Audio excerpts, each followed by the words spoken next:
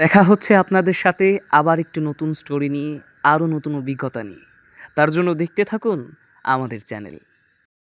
প্রেম তো করছেন, কিন্তু আপনার ভালোবাসার মানুষটি আপনাকে কি সত্যিই ভালোবাসে, নাকি সে আপনাকে শুধুই ব্যবহার করছে?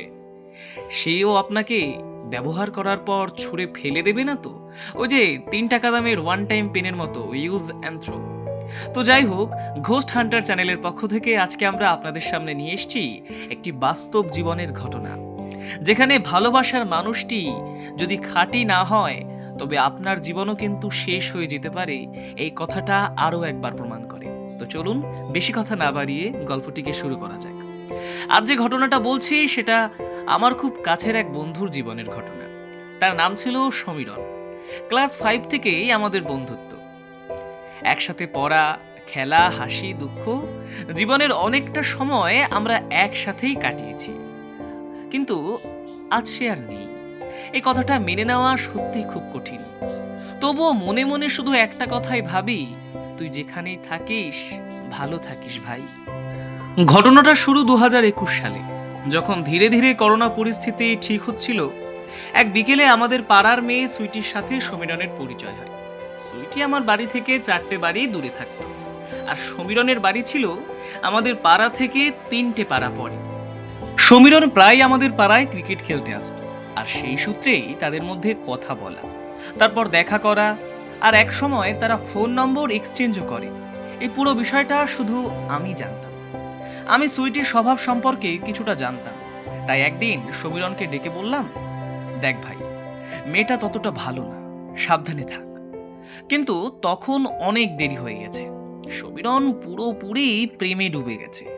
আমার কথাটা সে মেনে নিতে পারেনি, উল্টো আমাকে খুব খারাপভাবে গালাগালি করে। আর সেই দিন থেকেই আমাদের সম্পর্কটা ভেঙে যায়। আমাকে সব জায়গা থেকে ব্লক করে দেয়।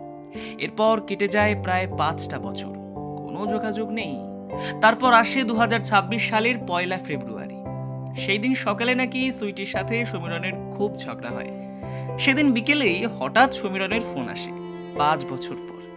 প্রথমে আমি ফোনটা ধরিনি, কিন্তু বারবার কল আসায় শেষ পর্যন্ত ফোনটা রিসিভ করি। ও বলল, ভালো আছিস ভাই? আমি বললাম, হ্যাঁ, তুই কেমন আছিস? ও একটু চুপ করে থেকে বলল, আমি যদি সেদিন তোর কথা শুনতাম, তাহলে আজ এই দিনটা আসতো না। তার কথায় আমি বুঝতে পারছিলাম ও খুব ভেঙে পড়েছে।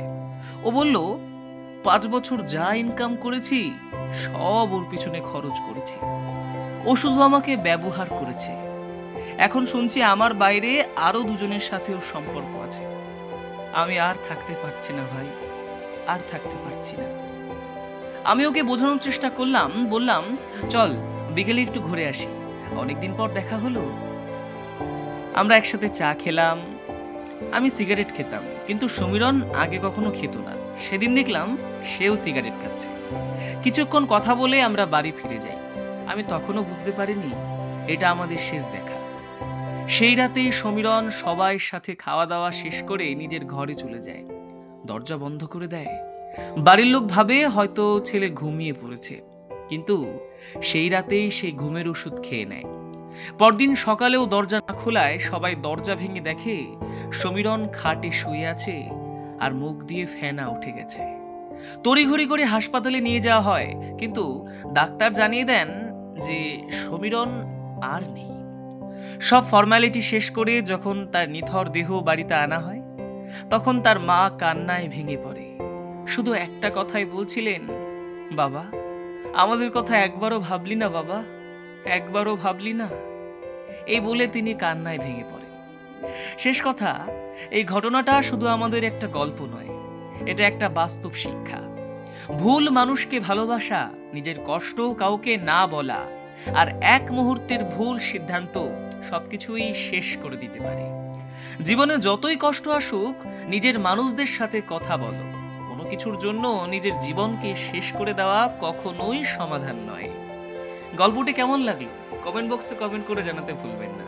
আর এরকম আরো অসাধারণ গল্প শোনার জন্য আমাদের চ্যানেলটিকে সাবস্ক্রাইব করে পাশে থাকা বেল আইকনটিতে এখনই প্রেস করে দিন। দেখা হচ্ছে আপনাদের সাথে আবার পরবর্তী গল্প নিয়ে পরবর্তী ভিডিওতে। ততক্ষণের জন্য ভালো থাকবেন। একটি মর্মান্তিক ঘটনা কিন্তু আমরা শুনলাম সুরজিৎদার মুখ থেকে। তো সুরজিৎদা, তোমাকে অসংখ্য ধন্যবাদ এরকম একটি ঘটনা আমাদের সবাইকে শোনানোর জন্য। তো তোমরা হয়তো ভাবতে পারো যে হঠাৎ ঘোষণাটা চ্যানেলে ভৌতিক ঘটনা বাদ দিয়ে এরকম একটি ঘটনা কেন আমাদের শোনানো হচ্ছে। তো তোমাদেরকে বলে রাখি, এটা শেষ কথার পার্ট 1 ছিল। তো পার্ট 2 খুবই শীঘ্রই আসতে চলেছে, এবং সত্যি ওই ঘটনাটা যখন তোমরা শুনবে তো তোমরাও বুঝতে পারবে যে কেন আমরা এটাকে দুটো পার্টে ডিভাইড করেছিলাম। তো আপাততর জন্য যদি এই ভিডিওটা ভালো লেগে থাকে তাহলে তোমরা ভিডিওটাকে লাইক করতে কিন্তু একদমই ভুলো না, আর চ্যানেলটাকে সাবস্ক্রাইব করো যাতে তোমাদেরকে এরকমই সুন্দর সুন্দর ঘটনা আমরা শোনাতে পারি। তো আজকের জন্য এতটুকুই। আবার নতুন কোনো গল্পে তোমাদের সাথে দেখা হচ্ছে। আর হ্যাঁ, শেষ কথা পার্ট 2 এর জন্য কিন্তু অপেক্ষা করো, খুবই শীঘ্রই আসতে চলেছে। তো আজকের জন্য বাই। নতুন কোনো গল্পে নতুন কোনোভাবে তোমাদের সাথে দেখা হচ্ছে।